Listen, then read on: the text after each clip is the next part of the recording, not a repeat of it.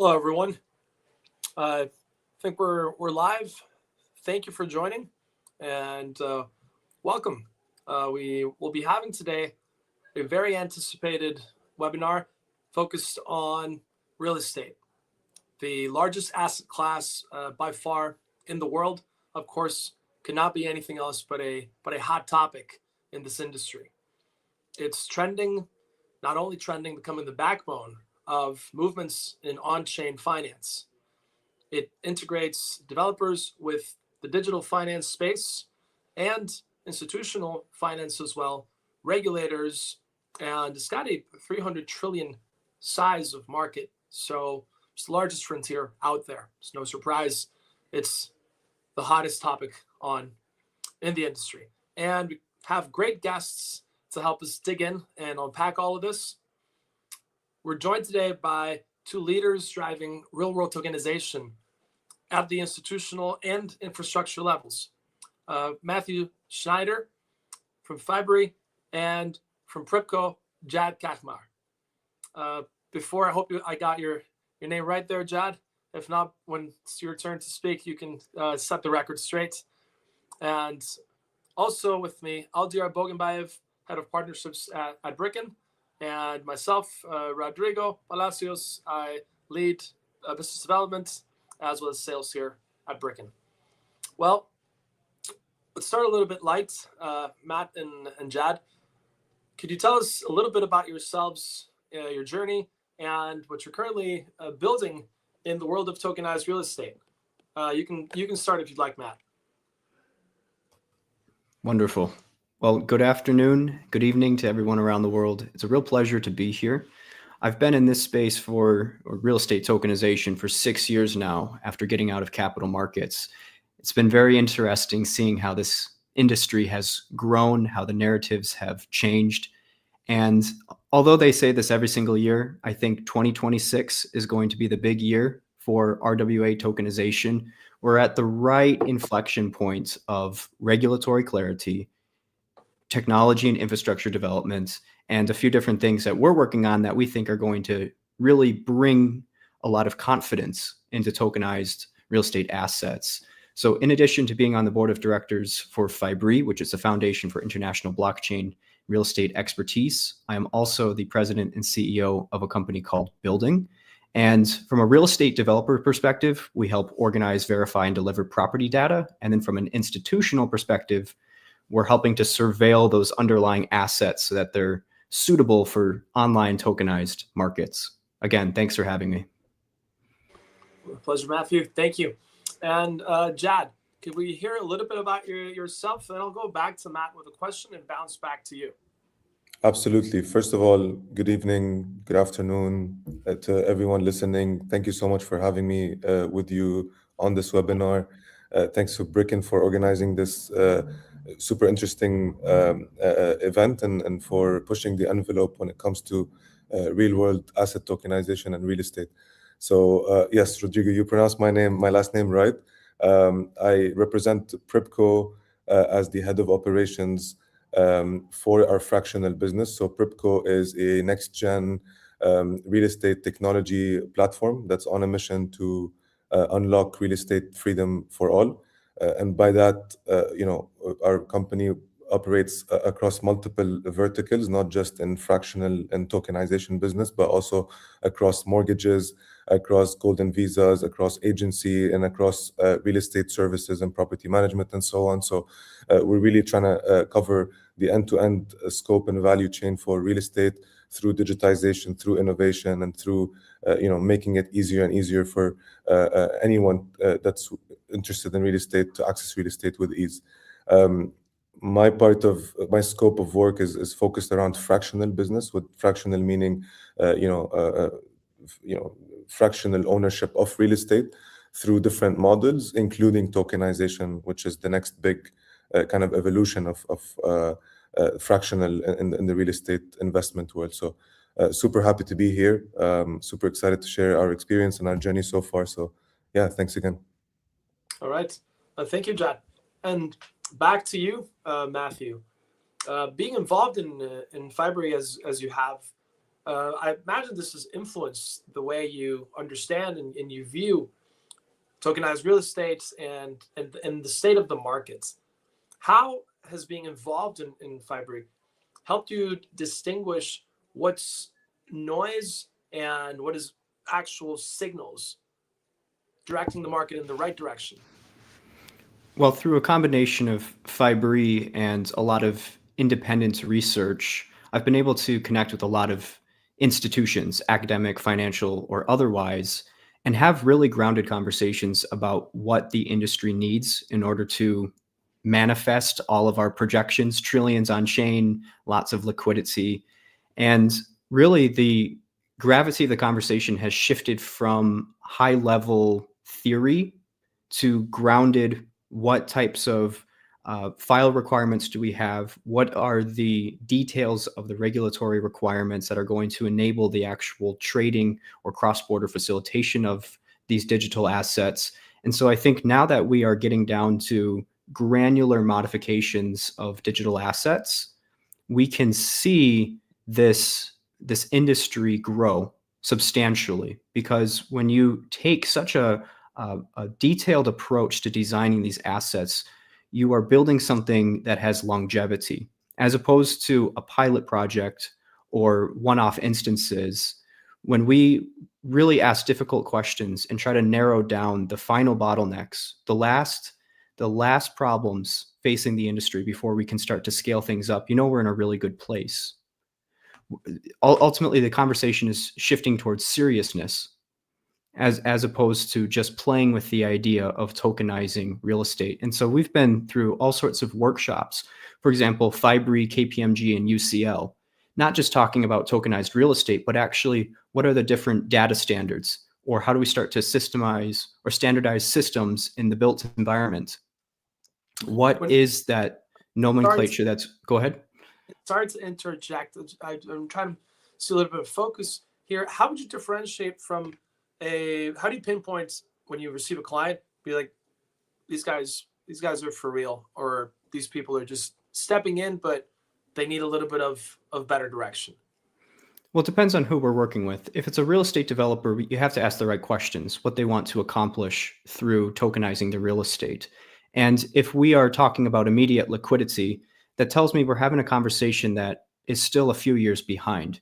If we're talking about auditability, traceability, standardizing their real estate data so that it can be used in downstream service providers, then I know that we're in the right place. And going back to the institutions or these workshops that we've been participating in, those types of conversations where we can actually talk about how real estate as an industry or the built environment and all of its complex systems operate, that tells me that these people are not looking at tokenization as a silver bullet.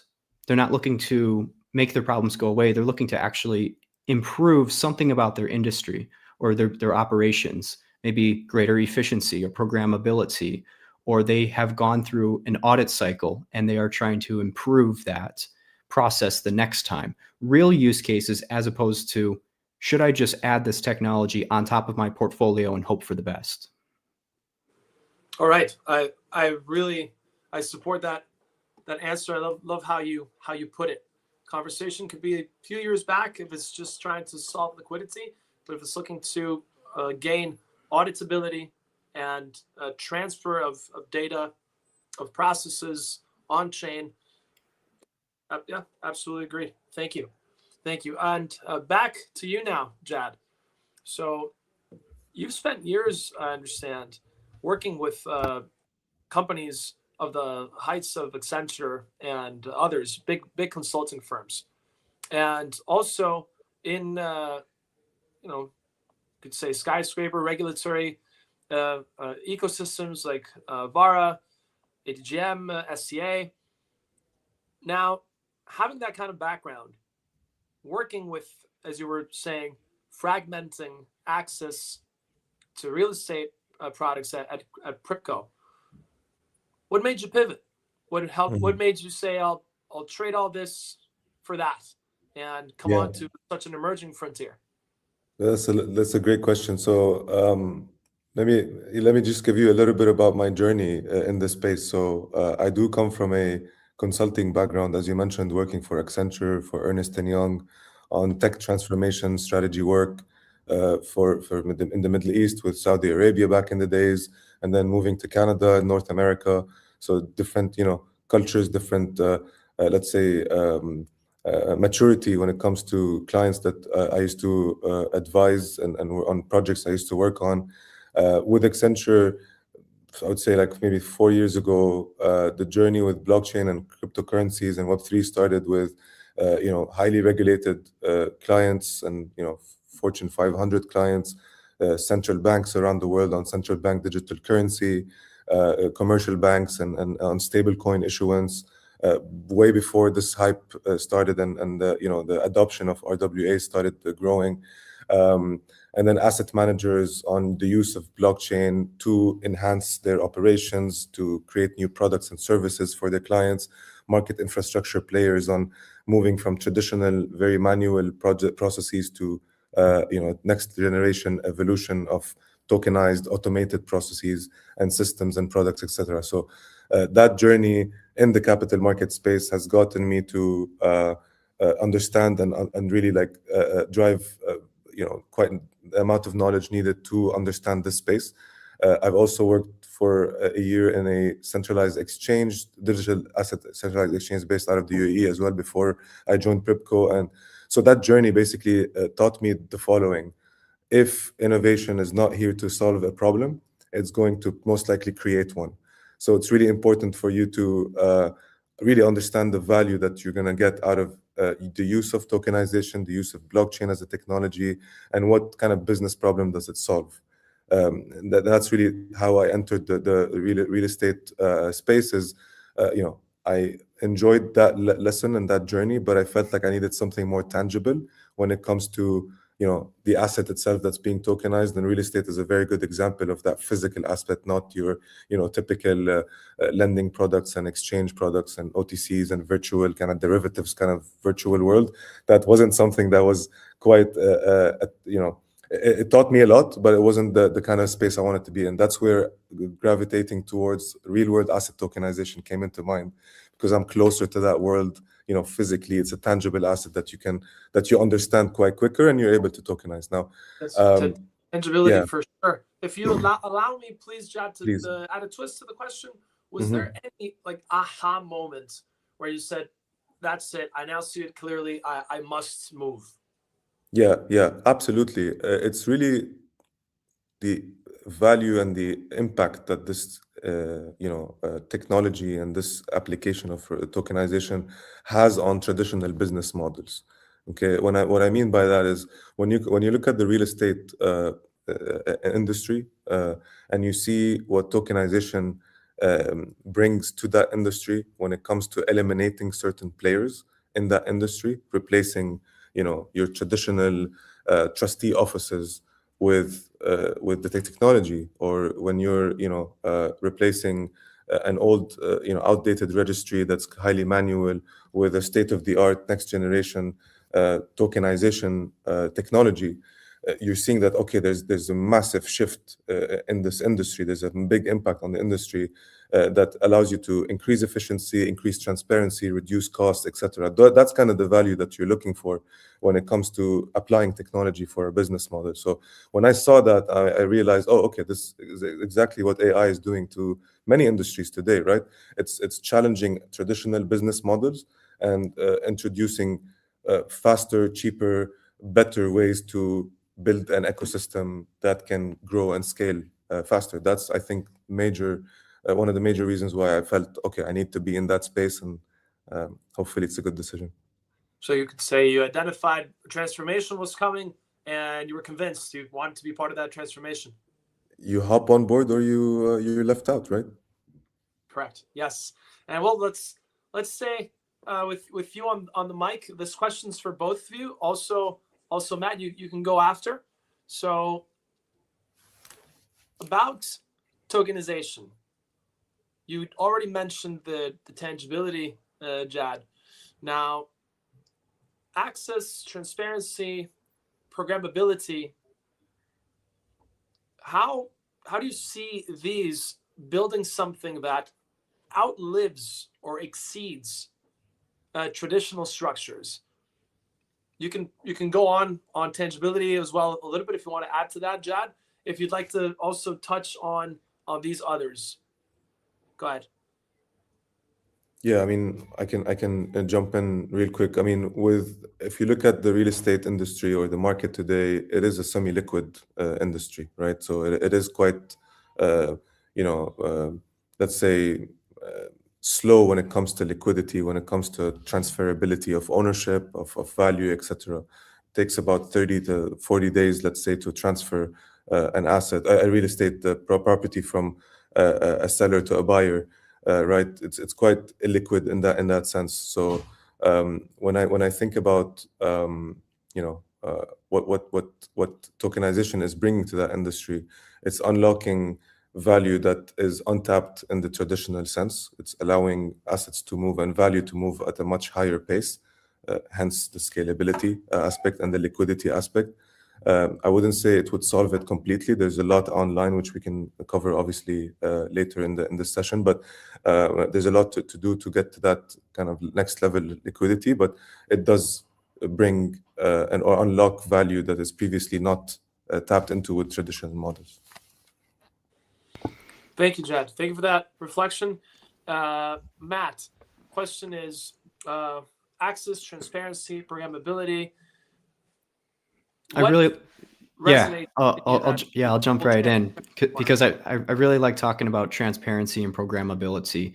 To me, those are the two largest elements, because if we look at how private real estate operates today, it has opacity issues. We're not really sure what's going on with the underlying assets, the capital stacks, and both of those factors combined makes this asset class really incompatible with capital markets, which have high demands. They like to move fast, and there's a lot of money at stake. And you don't put a lot of money at stake when there's high risk.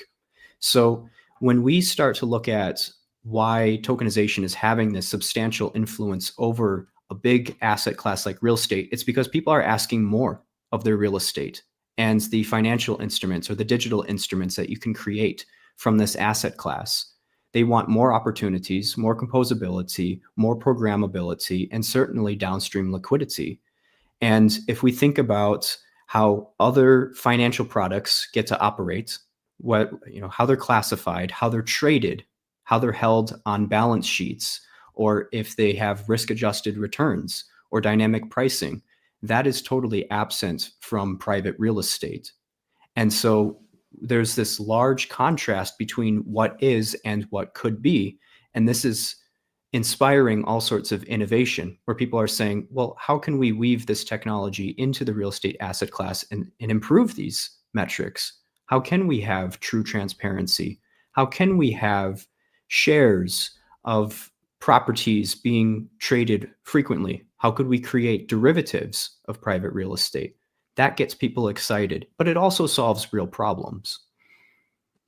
Okay, definitely point for transparency there, Matt. Thank you. All right, well, we'll move on to more technical and commercial mechanics. Thank you for the questions and introductions just now, gentlemen. And Aldiyar, please take it away.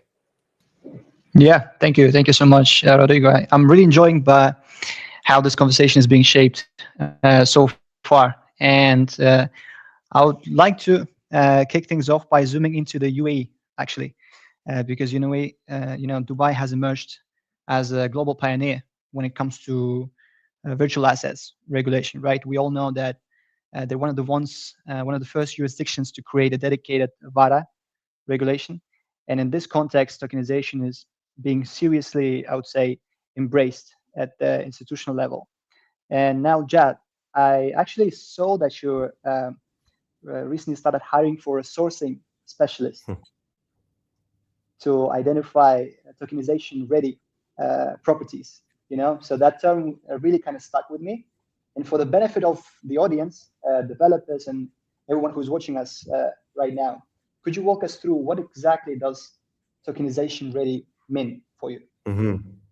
Very good question. Yeah, I mean, the UAE, first of all, I'm quite fortunate to be in the UAE and to be with Prypco that is born in the UAE and in Dubai in particular, because as you've rightfully mentioned, the UAE has been quite a pioneer when it comes to regulation, when it comes to embracing technology, innovation, and allowing companies like Prypco to be born in an environment that allows for innovation, for exploration, for pilots, and for pushing the boundaries of what technology can do.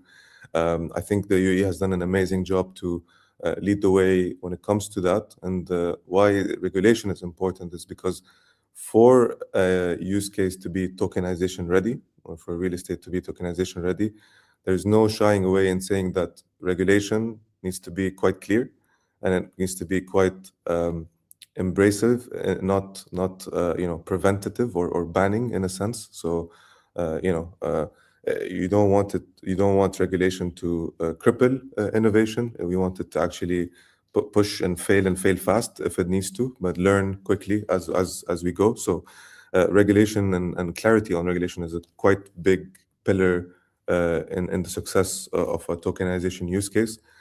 Product market fit. Matt mentioned a financial product term, which is exactly what it is. In order for tokenization to be successful, it has to have a proper product market fit.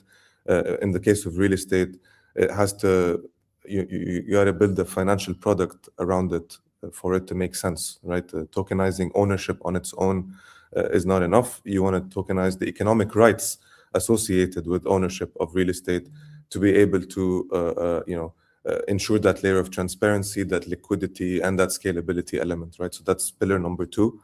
And I would say that the demand and liquidity has to be, that trifecta kind of formula needs to be in place in order for things to sustain, right? And fortunately, as you mentioned, Prypco, born in the UAE, has been part of a pilot with the Dubai Land Department, the regulator for ownership of real estate today, that has been quite embracing when it comes to exploring this use case. And it's also in line with the Emirate of Dubai's wider 2033 agenda to tokenize 10% of the market cap of real estate in Dubai. Attracting investments from abroad, allowing people to own a fraction of Dubai and own a piece of Dubai, the city that they live in, and spend most of their lives in, and have their kids and family grow in. So there's that kind of broader initiative by the government that's allowing experiments and pilots and projects like these to thrive and grow. We've also been fortunate to partner and as well to be regulated under Virtual Asset Regulatory Authority, VARA, which is the regulator for the financial product aspect of tokenization. So you got ownership by Dubai Land Department and economic rights on the financial product aspect that's wrapped around ownership. That is regulated by VARA. So you got 2 regulators participating in this use case for tokenization. And you obviously got solid execution on the Prypco side, which allows for a product to be developed quite quickly, obviously enabled by very strong leadership at Prypco. We are fortunate to be led by our founder, who comes from the real estate world, Amira Sajwani. She is basically a managing director at Damak, which is one of the largest private real estate developers in the region, if not the world. She understood the ins and outs of real estate and is trying to bring kind of Prypco's mission to light when it comes to unlocking aspects of real estate that are previously not unlocked. So solid execution by a very strong and agile team that's able to execute quickly, embracing regulation and regulators.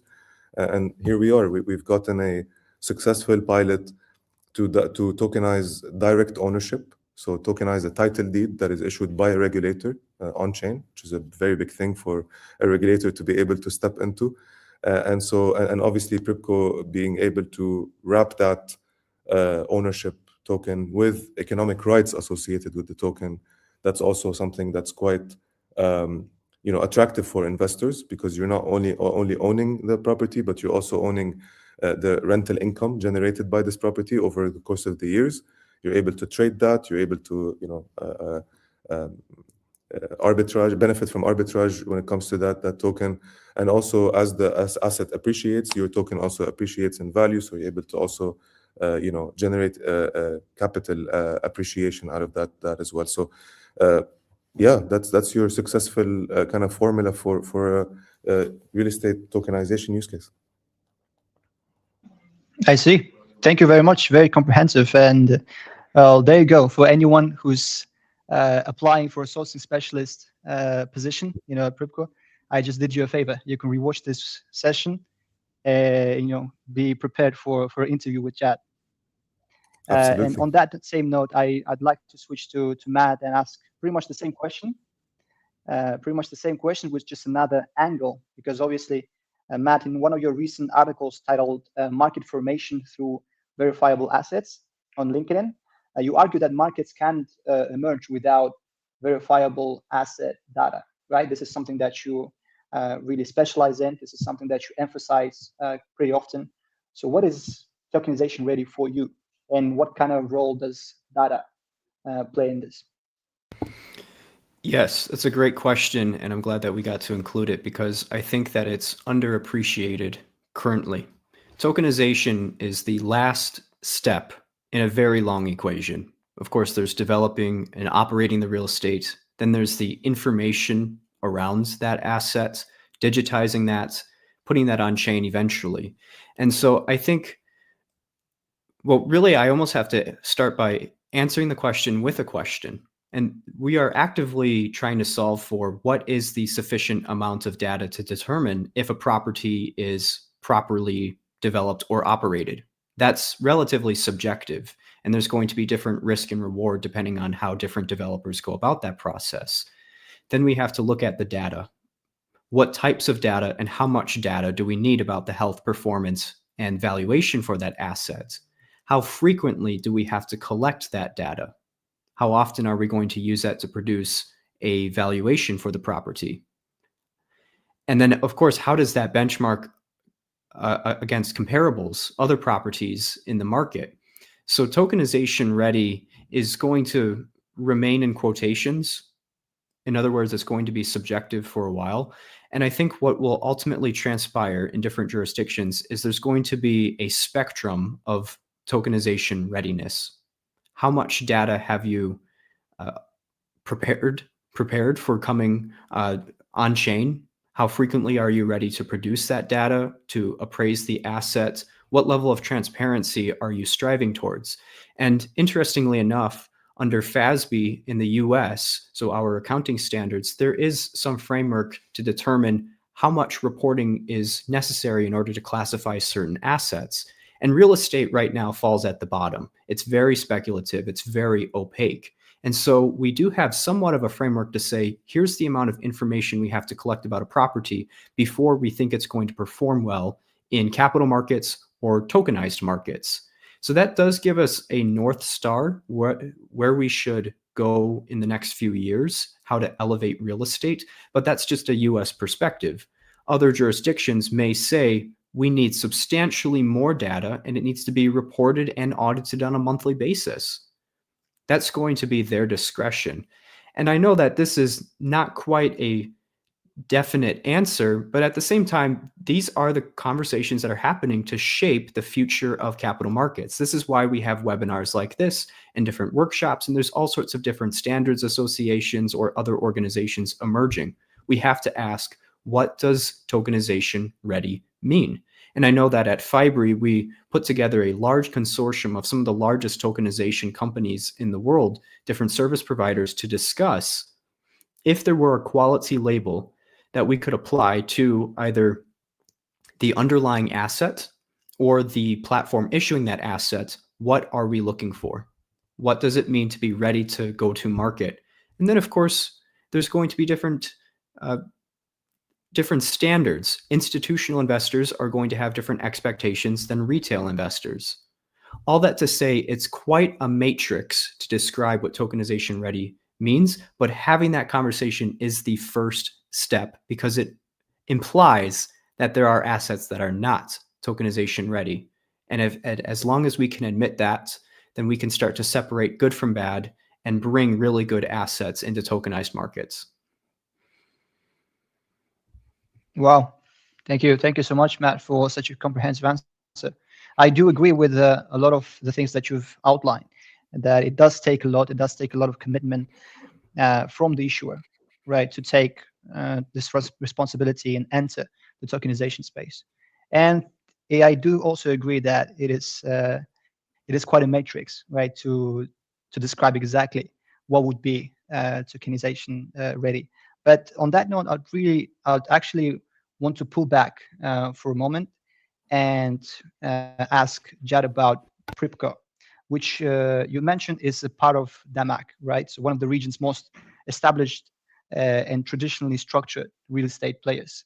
So I imagine it wasn't a casual decision to lean into tokenization, right? I personally get this question all the time, like why tokenize real estate? Why would you just go and fractionalize something so traditional like and conservative like real estate?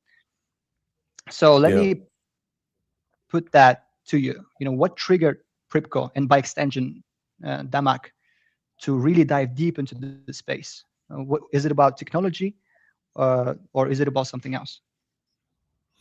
Yeah, I mean, first off, just to clarify, Prypco is owned by Amira Sajwani, not by Damak. Amira, comes from the Damak world. Prypco is trying to position itself as quite agnostic in that sense. So when we look at our portfolio of real estate that we've tokenized so far under the pilot or even under the fractional SPV model, non-tokenization model, majority of our properties or the properties that we list are not the MAC properties at all. So we're trying to stay as agnostic as possible because we understand that choosing one lane is not going to be enough, especially with how big this real estate industry is.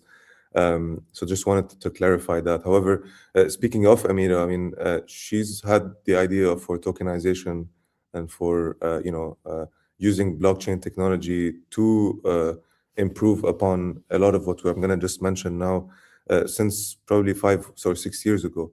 However, the component that was quite essential for this to work out is the regulation, as I mentioned, and the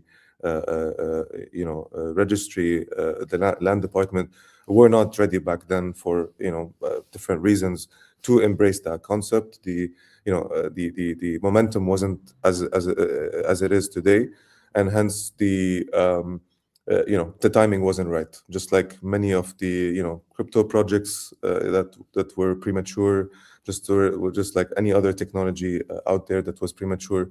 It took a while for education, for awareness to come into play, and for different stakeholders to finally get on the table and align on the vision, on the goal. So it's not a new idea, it's not a new concept. If we look at the drivers for tokenization, to answer your question, it's really lowering the barrier. It depends on who you're speaking to, right? If it's your typical retail average Joe that's looking to get into the real estate market, tokenized real estate lowers the barrier to entry for that market. So today with Prypco, you're able to invest in tokenized real estate for as low as $500 or 2,000 dirhams, Arabian Emirate dirhams. That's one aspect, and you see a lot of our new investors that coming to our platform and invest. Majority of them have never owned a piece of real estate in their lives. So it is a big kind of milestone for retail investors to come into this platform and be able to own a piece of the real estate for the first time and generate income out of it, right? So there's one. If you talk to government, as I mentioned, it's a wider agenda of attracting foreign direct investment or investors or FDI into the country. Countries like the UAE, but also like Georgia in Europe, and many other countries are now exploring tokenization as a lever to attract foreign investment to the country, because they see tokenization as that layer of transparency, of programmability, of innovation, of liquidity that is quite eye-opening for foreign investors. That if you're sitting on your couch in New York and you want to invest in Dubai, you can do so now with ease. and generate income without having to visit the UAE altogether, which is quite a significant thing. So, and why I mentioned Georgia is because, as you probably have heard, Prypco and the Ministry of Justice in Georgia have recently signed a memorandum of understanding to explore tokenization, just like we did with the Dubai Land Department in the UAE in Georgia, because Georgia has real estate as a quite a significant sector contributing to the GDP of the country, and introducing tokenization is going to help boost that sector even more and attract even more foreign investment into the country and more familiarity with the country as well. So it really depends on who you're speaking to, and that's really the angle of what benefits or what value tokenization is bringing to them. I can give you one more example as well, is like, even private developers that are looking to build, let's say, commercial properties that need to attract that high capital upfront, are using tokenization as an element to speed up that kind of initial capital investment allocation through tokenization, and speed up the process for investment and for development and for execution. So different angles, different stakeholders, values clearly there. Very interesting. It is. I did see your post about Georgia. It's really exciting, obviously, to for this technology to be comprehended at such a high level by governments and not just private institutions. So it is definitely exciting. It does solve a lot of problems. It does make things a lot quicker, right? And now that, even when you put it that way, where for people that never owned a home, to be able to now do it both on the legal and on the technical side, it does make a difference. Yeah, it's a good point. And now I feel like it's time to delve a bit deeper into, obviously, some compliance, structure, and just overall mechanics of tokenization. So back to you, Rodrigo.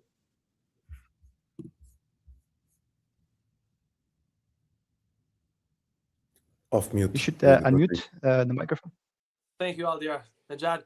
So getting back, nothing can really happen if it doesn't have a viable legal structure. The technology can be the fastest, the yields can be the greatest, but we need to have compliance. Otherwise, nothing takes off, right? Now, in your respective markets, there's different approaches, of course, but basically, we need to make a sound structure that is scalable. So legal wrappers, counterparties, investor protection, token resales, sponsor defaults. There's tons to cover, right? But bring it a little bit down, and then we'll take it up. Basic issuance starts at some point, and it can get more complex as we go up the scale. If you could sum this up, and first you do this, then you do that, and then you could get all the way to here. And I'll start with you, Matt. How would you explain compliance levels for issuing tokenization? Simplest way first, and then iterations that could have its scale, please. The US has made it clear multiple times and very recently that tokenized real estate is, and many tokenized products are, securities. Tokenized real estate, as long as it's in the US and we're talking about equity or even debt products, are going to be securities. They are going to follow securities laws. These have been in place for 80 years now. And that 90 years, actually. Now, there should be some modifications to this, because in the 1930s, they could not predict all of the scale to which we are going to move different financial instruments. But really, they have been put together over decades with lots of consideration, and by people who are very intelligent, I like to think, about how ownership of different products should be engaged, and what are the rules about that. And then also, what are the consequences if something goes wrong, or what are the parameters to prevent something from going wrong? It's that simple. If you tokenize real estate in the US, you're dealing with a security, and we have lots of documentation about this, lots of insights and opinion. Now, compliance is its own conversation because there's layers to compliance. There's real estate compliance, tax compliance, reporting, all sorts of things. But in terms of creating a token, selling that token so that you can bring in capital, it is a security. And so you just follow typical securities laws, file some paperwork, put it in the right hands, make sure that they are following the rules and that you are not intentionally losing money for people. I think it's that simple. Is there any way to tokenize an LLC in the US and keep it private though, Matt, and not have it be a security? That would be a good question for someone like a lawyer, because I would not be able to give financial advice around that. What I could, or legal advice, what I can say is that in many instances, it's the solicitation of the security, not necessarily the creation of a share itself.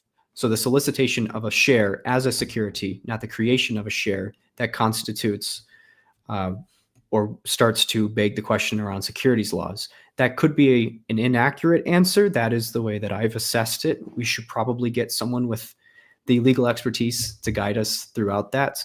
But really, it's about when you start putting it in the hands of other people. Now, it begs the question, if I go through the hurdles of tokenizing and securitizing an entity, and I'm not giving it to other people, why am I incurring the cost of doing so? Because you still have to bring in the technology and the lawyers and get ready for a broker dealer down the line.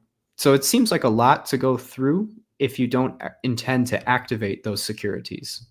But again, proper professional legal advice is recommended here. Thank you. Yes, of course. Thank you. And well, Jad, would you like to give us a little bit of an outlook on compliance steps? How can I go from something tokenized that has room to grow, right? I understand things work very differently with VARA, and mostly I think everything tokenized in UAE is huge. I don't know if you even have the concept of small asset tokenizations, but in case there is one, could you enlighten us, please? How would you scale tokenization compliantly? Yeah, so I mean, you were mentioning the SPV model, and that's actually I would say if you think, okay, so that's actually step one of that evolution, because when you think about the traditional sense of crowdfunding today, you can technically have fractional ownership in a property by establishing an SPV or special purpose vehicle in a jurisdiction that's quite reliable, and have investors be shareholders in that SPV on the cap table, and then your SPV would own the property or the asset itself. So that's actually exactly what Prypco has in its other, older, let's say, brother of the tokenization, fractional tokenization business. So under fractional, we have our SPV model with Prypco blocks, and we have our tokenization model with Prypco Mint, which is the later, more innovative, let's say, brother product that's in pilot with the regulators today, like I mentioned earlier. The SPV model with Prypco blocks has actually been around for quite some time. We've been operating it for a couple of years now, and competitors have been around for quite some time as well. And it's exactly that. It's creating an SPV, having shareholders or investors as shareholders in that SPV, and then that SPV would be the central point for management, ownership, tax reporting, you name it, when it comes to that. Now, if we look at tokenization evolution-wise, you're looking at tokenizing the SPV, right? So you get your SPV, you still have the exact same structure. However, you bring that layer of transparency through tokenization to try to, let's say,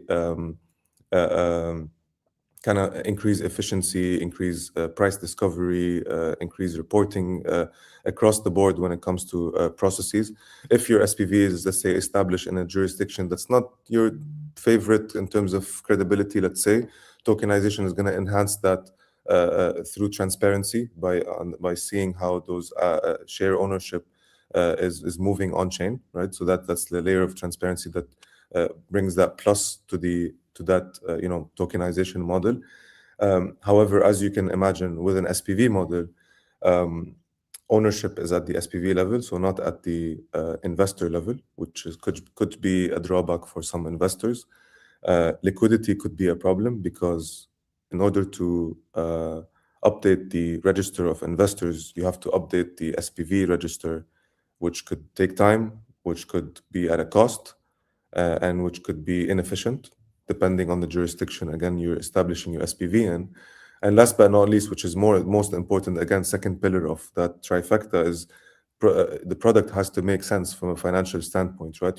If you're investing in real estate, you want to make sure you're making money from in that investment, and you're able to exit whenever you want to exit. So if you have SPV costs and you have quite high of costs, it's trustee office or notary fees. You have administrative fees because when you're establishing an SPV, you're incurring costs on an annual basis to maintain that SPV. That comes at a cost, and that drives your return on investment down.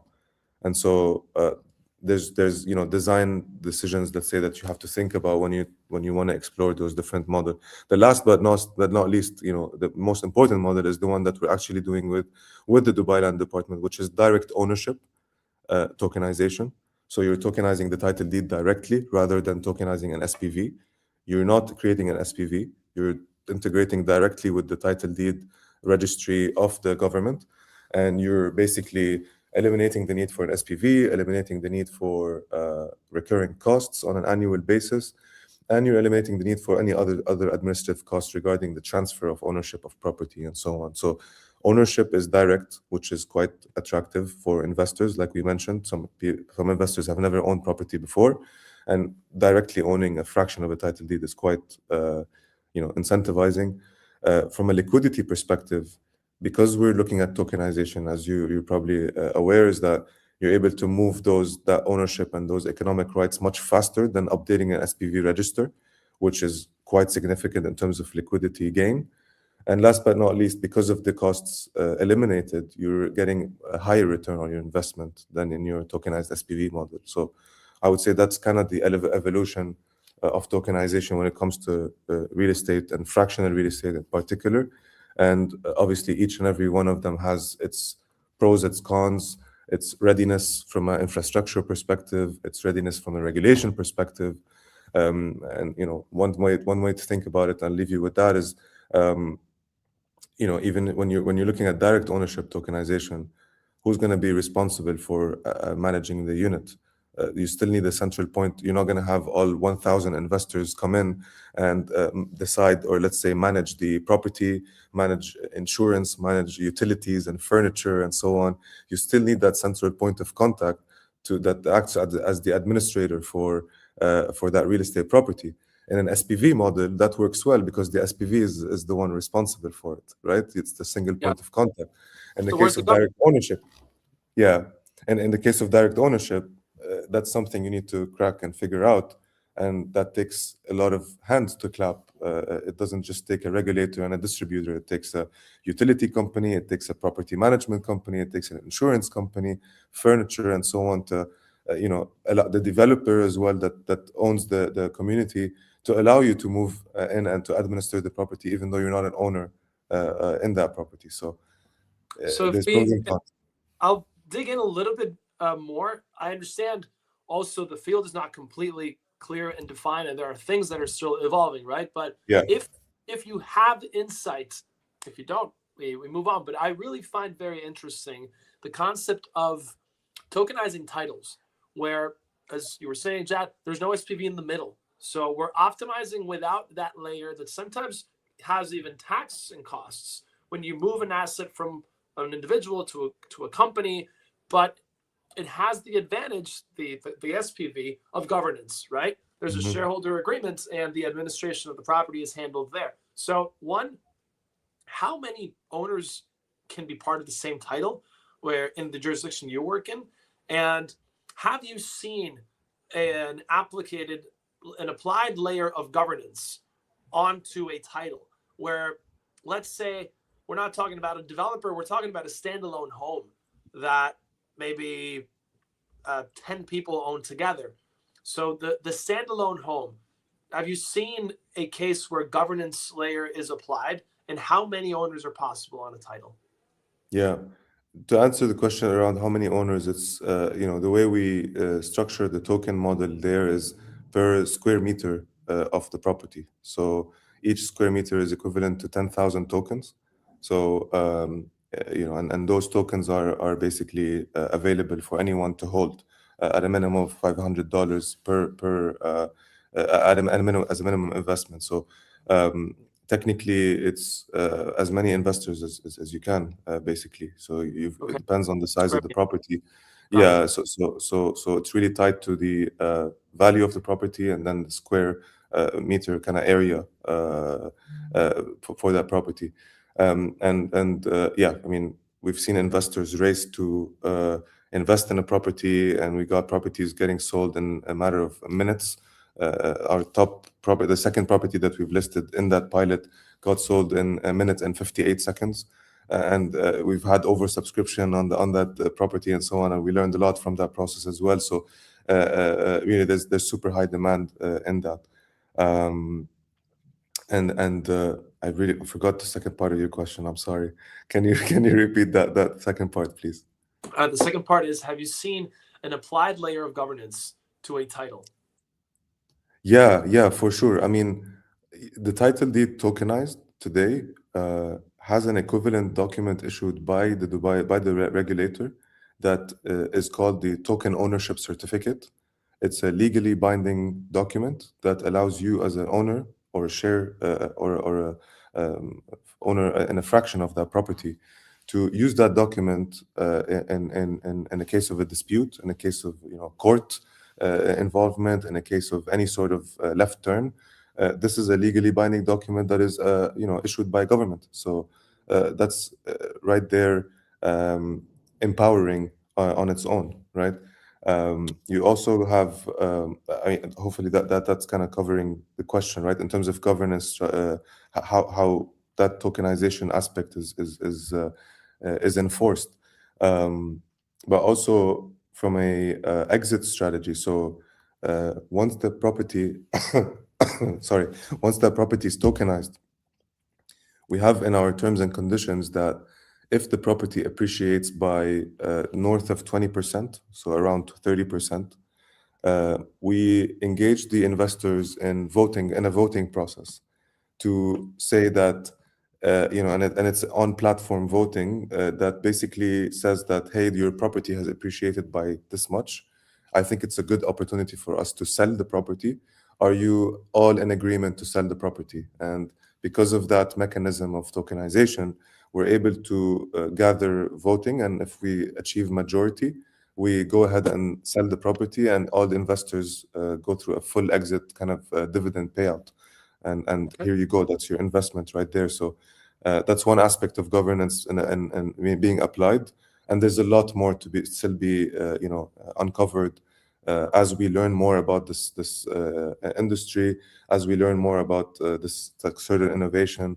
One thing I can think about is decision on whether the property needs to be held on a short-term tenancy basis or long-term tenancy, right?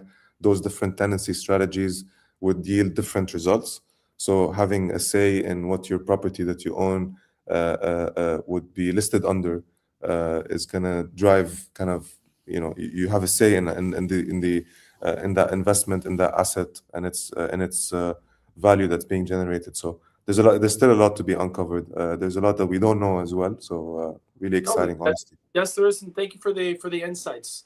I mean, UAE is clearly pioneering a model where deeds are split into fragments which are tokenized, and it's creating a little revolution in itself. Let's see how European and American counterparts react to this. It's a bold step forward, and I think there's a lot of efficiency into it. So thank you, Jad. Yeah, and I think it's crucial, Rodrigo, for other jurisdictions to get to that level of innovation, because we're going to need all kind of jurisdictions and all investors around the world to be able to get in on this market and on this use case and increase liquidity, right? You want to match buyers to sellers as frequently as possible. So in order to do so, you need as many players as possible, and those players are in different jurisdictions. Yes. So, yeah. Spot on there, Jad. Thank you. And now to you, Matt. Going back to source of the question, after compliance, now the tech is ready. It's structurally sound. How do we pump confidence into this digital asset? So driving trust and confidence in pricing, considering a secondary market is an uphill climb that is very interesting for companies to learn how they can take their best jab at it. So could you give us some pointers, Matt, on how to achieve this market confidence in both trust in the asset itself and sustaining pricing? We're looking for anywhere from transparency, valuations, quarterly statements. Where should companies focus to gain this credibility? First, I would like to give the American perspective about the tokenized title and deed, because I think that Sure. allowing tokenization at that level is the mark of a mature market. Right now, it is absent here. And we've had high-profile fraud cases where people thought they were buying tokenized real estate, but it was an SPV that did not own the underlying asset. So it is a real problem, and it has absolutely detrimental fallout. There's very high profile lawsuits occurring in the US right now because of that issue. Now, looking at markets, so I have written considerably about how information about the underlying assets and about the capital stack. So what do we know about the terms, the rights, the performance of that asset, and what do we receive on the other end? Having information about that is a huge prerequisite for functional capital markets. So when capital is moving, when there's buyers and sellers, where the spreads are narrowing and people are discovering price and then they are transacting with one another, all of that stems from information about the investment product. Of course, technologies can enable that, and it does not happen without regulation. But in terms of creating more liquidity, more confidence, and more activity, it all starts with information. Now, we need transparency of that information. And what is information? That's price, that's risk, that's operations, that's the health of the underlying assets, the key stakeholders involved in what they are doing. When we understand the real estate in this case better, we can start to make predictions about it. We understand its life cycle. What's next? What has to be repaired? Where are the large costs going to be incurred? What are the actual assets, like furniture, within the property itself? Because it's not just walls and pipes. There's all sorts of components that we have to include, and this is what makes tokenized real estate so complex. There's other asset classes like treasuries where there's absolutely nothing going on aside from maybe interest rates. Real estate does not function that way. There are more moving parts than we can actually compute, and that's why even without technology, without tokenization, real estate is an absolutely messy asset class. And to try to wrap it into a digital instrument and just sell it to people, especially when the information is 5 years out of date, is, well, can we be surprised that it has not caught on? It is one of the smallest tokenized asset classes at this point.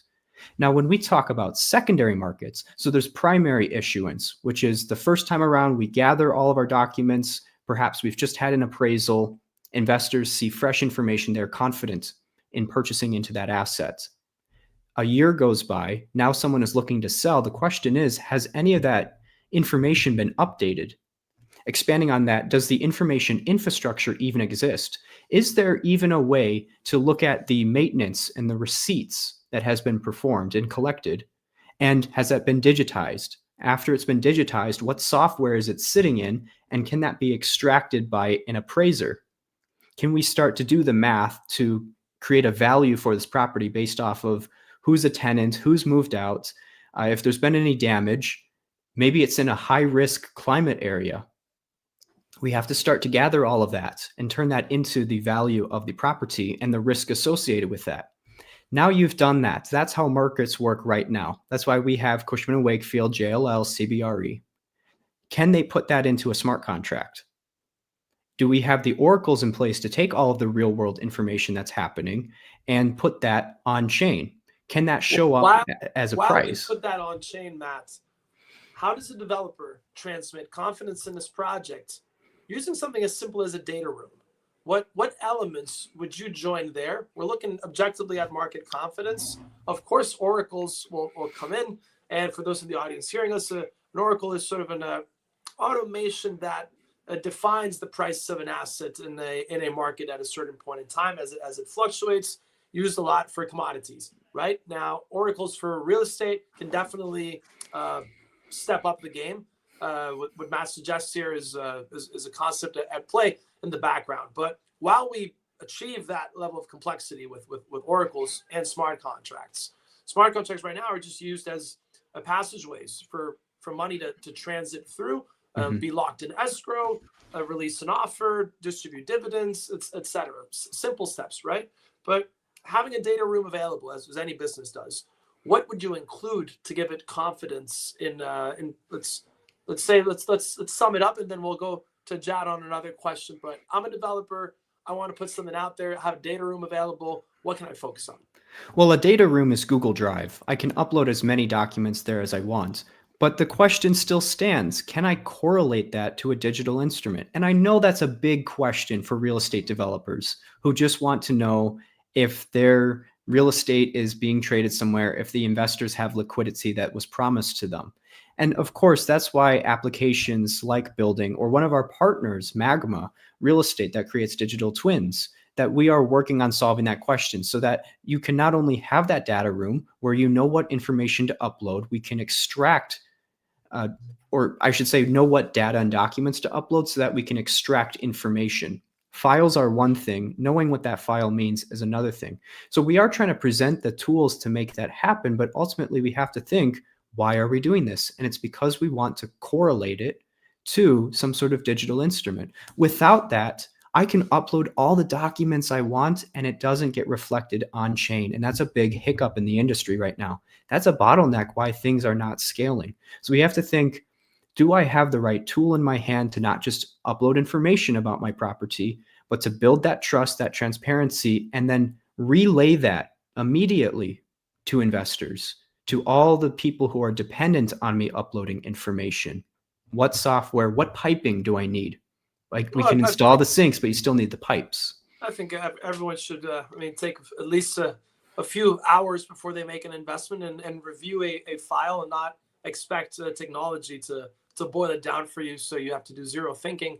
I get what you're hinting at, though, Matt, definitely. Well, you also need access to those files, and that's the big question. If I'm buying shares on a secondary market and the original data room, a Google Drive at some point, was not uploaded or updated, then I can't make a decision. And sellers at that point are going to be locked in their position because the property owner does not have the responsibility to upload more information. Yeah, this can happen in all classes of assets. A lousy company that does a bad job at keeping an updated an investor's portfolio relations will definitely have trouble getting good valuations after they do their issuance. Absolutely, that's a very relevant point in case that translates to the industry, definitely, Matthew. Well, I know we're out of time. I just want to add one more thing to that, which is that's the difference between private markets now and what tokenized markets are trying to accomplish. We need more reporting requirements. We need more infrastructure. We need a way to treat this like public markets, which are liquid. If we don't answer that, then we stay private. We stay opaque and illiquid. Right. So constant updating of information, absolutely. And regular indicators that will allay risk determination and make it a healthier product, of course. So I think we could have maybe a little bit more time. I'm not sure. I guess our production crew will let us know if we went over time. I had one more question for you, Jad, about liquidity. Let's bear in mind the time constraint, but maybe take your best stab at it still, please. So from a market and tech perspective, are you exploring peer-to-peer listings and exchange listings even for tokenized real estate? You saved the best for last, didn't you? Yeah, I mean, yes, I mean, first of all, it's safe to say tokenization on its own does not solve for liquidity. It's really the incentives behind the financial product that you're tokenizing, the interconnectivity of that product with other products or other platforms, from the solid distribution model, the solid kind of buyback strategies, as well as the utility of that tokenized product is, and how accessible it is to locally and to foreign investors. That's really what drives liquidity. So what I just said now is literally every single use case that we're trying to explore at Prypco, but also as part of this real estate use case altogether. It's okay. You've gotten regulation on your side. You've gotten the tokenization and the product market fit model in place. That's great. Now, how do we scale and how do we make sure every single seller is able to find a match in terms of buyer on the other side? That's the whole liquidity problem, right? And that's not something that you can just switch on right away. It's an ecosystem. It's a market dynamic that you're fostering organically, and you're growing slowly but surely. What we're doing basically is obviously unlocking secondary market as of next phase of the pilot with the Dubai Land Department, and really testing that with local investors. But then again, and Emirates ID holders. But then again, liquidity is going to help be unlocked when you open it up to foreign investors. And, bringing in foreign investors to the equation, KYC, checked, onboarded, able to invest and pay their share in exchange for the asset itself, for the tokenized title deed. That's something we're looking at, and obviously that's going to be a massive jump in liquidity. Cross-listing is definitely a strategy, right? It would be silly not to consider cross-listing and opening up to other customer bases from other product platforms and platforms that are competing in the space. It's a joint kind of benefit to the ecosystem, and it's going to help both. It's going to help the business model. It's going to help the ecosystem grow. And it's going to increase healthy competition in the space, right? If I'm able to list my assets and promise certain economic rights to my investors, but also to my competitors' investors, then I would need to make sure that my asset is actually a quality asset that I'm picking on the market. And that's where competition lies, right? And that's where the differentiators would surface amongst the different distributors and players. Another really very, very interesting aspect is increasing utility of that token. So let's say I'm not able to sell my token for any reason. I'm not able to find a match for someone to buy my token and for me to cash out liquidity right away. Another aspect that we're exploring is using that token in other use cases. For example, using that token as a collateral in exchange for a small loan, for example. So if I'm not able to sell my token, what if I can just send my token to a lender in exchange for a stablecoin, for example, and use that stablecoin as instant liquidity for other purposes, and pay back that loan. And when that loan matures, we get back our asset and try to sell it again, for example. That is going to increase utility of this token, not just from a trading perspective and from a financial product and from a return on investment perspective, but also in terms of other use cases as well, which is also very important for liquidity. And then last but not least, I know we're out of time, so I'm going to make it short. We're going to do one more section actually of questions with Aldiyar, but yes, we'll wrap up my section here. So please, no, go ahead, continue your chat, and then I'll go back to Aldiyar. Last but not least, last but not strategy is we know stablecoin issuers are increasing today. We're knowing that the use of stablecoin is going to be the next big thing in terms of RWA tokenization, because the faster you can settle today, we're dealing with fiat as a form of a method of payment. In the future, that might change to become a stablecoin method of payment, and that's going to help increase, achieve atomic settlement, right? Instant delivery versus payment, and so it's going to be another layer of innovation, increasing utility of the stablecoin by accepting that stablecoin as a form of payment to invest in real estate tokenization is going to also help the increased liquidity of the tokenized asset itself. You're going to have stablecoin holders.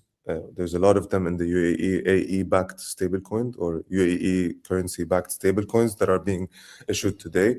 There's the digital dirham, which is the CBDC of the Central Bank of UAE. One of the main use cases for that digital dirham is fractional ownership in real estate and other RWAs. So that cross collaboration between the likes of Prypco and stablecoin or CBDC issuers is going to help both sides grow and achieve that liquidity ultimately. Okay. Thank you very much, Jad and Matthew, for your answers. They were quite extensive. I understand we still have, and we'll keep going because we still have a lot of people connected. I think over 200 people are watching. So still, we got a few more minutes. Aldiyar, please take it away and wrap it up with the final questions. Thank you, Rodrigo. It is indeed. We are a bit over time. Obviously, there's a lot of uncover. I feel like the conclusion of this webinar just begs for a second part eventually. Given the demand. But obviously, the last question that I feel like would be relevant to ask in the end, both Jad and Matt. But I would like to start with Matt. If you had to bet on one primary inflection point, that would take tokenized real estate from early adoption to mainstream, what would that be? Obviously, I know that you're emphasized the importance of data a lot of times, but apart from that, is there anything else that you would like to bring up? Is it regulation, infrastructure, perhaps cross-listing? The answer has to be all of the above. It's a combination of these elements, and when we find equilibrium, that's when I think the market will take off. There's different progress in different areas right now, or variants of progress. The technology is there. Certainly, there's more solutions than we know what to do with. The regulation is starting to come forward to give us the rails to transact. I still think that the information about the underlying assets, because they sit in private markets, is the weakest link. And so that will have to play a bit of catch up in order to meet the maturity of the other elements. And to be honest, that's nothing that anyone in tokenization can solve. Real estate has had opacity and coordination issues for many, many years, for decades. People who are in construction, architecture, engineer, operations, your tradespeople, they really understand how much can go wrong on a job site when you are building something or when you are taking care of it for years to come. It's not unusual to see in the news still that a building might burn down and that there's catastrophic loss of life. Those are real consequences when we don't manage real estate itself correctly. And now we're saying above that, we are going to financialize it at a speed that capital markets have never seen before. Already public equities move very quickly, and we're saying, well, let's tokenize it and they'll move even faster. If anyone's looked at a chart, we know just how much activity is happening in markets. Now taking that and applying it to real estate, which in many ways is held together by shoestring and bubblegum, and very loosely, that could have dire consequences. We might be getting ahead of ourselves. So allowing a little bit of time for that information aspect to catch up, for coordination, for the right software, for the legacy systems to allow them to interoperate and at least have the built environments coordinated first and ready to digitize and then tokenize. That to me is what we're waiting on. And again, nobody in tokenization alone can solve that. These are construction and management issues. It's a lot of property technology and people. It's people and process. Again, if we have really great software, but we are not uploading information about the property, or if we are not verifying that and we can't trust it, or if there's fraud and manipulation happening, then we have all the tools in place and we're not using them correctly. So we have to call back to what's the purpose of this, and shout out to Rick Kahn, because I'm going to use his 5 Ps. What's the purpose of this? Who are the people involved? What's the process? Then what platform is it going on? And ultimately, how do we measure the performance of that? Interesting. And do you have anything to add, Chad? Perhaps you might add something, or just agree with the mentioned above. Yeah, for sure. I mean, accuracy and kind of integrity, standardization across the board is going to help a lot. But I think I tend to compare or have this analogy with the crypto world, especially with the rise of crypto and digital assets, when institutions came into play on top of regulation. When institutions came into the digital assets world and crypto world and started allocating some of their investments, 5% or so, into crypto and Bitcoin, the treasury management and so on, that's where adoption scaled as well. I think that would apply as well into the real estate tokenization or RWA in general. If institutions come in, and of course, we're going to have to think about real estate, not just from a residential perspective in houses or apartments or town or villas that we live in, let's say more at a commercial level, right? And commercial real estate tokenization at that scale, industrial, whole building tokenization, or even data center tokenization. When institutions come into the mix and start investing in RWAs, tokenized RWAs in the real estate space, I think that's where we're going to see massive shifts in capital and liquidity and speed and execution in this space altogether, and even further innovation. So really looking forward to that one as well. It could be direct ownership, it could be SPV, it could even be a tokenized REIT, right? A fund, right? That's being tokenized. It could be across many assets, basket of assets altogether. I'm excited to see that happen. Couldn't have concluded it better. I agree with you, Jad. We do indeed need obviously institutions to step in and lead the way and to be the benchmark, right? And with that, gentlemen, we would have to conclude our today's session. There is indeed a lot of questions still unanswered, a lot of topics still to be covered, which again begs to the second part. And it was pleasure having you, Jad and Matt, joining us in today's session. And anything you want to add, Rodrigo? Thank you everyone for hearing us at home or at your offices. Aldiyar, thank you very much for structuring this out for us. Matt, Jad, appreciate you guys' participation. Amazing insights. And yes, we'll do another edition. Real estate is always very interesting. But yeah, maybe we'll do another industry-wide webinar in the middle, but we'll come back and hopefully we can have your insights again. Thanks, everyone. Have a great one. Bye-bye. Thank you.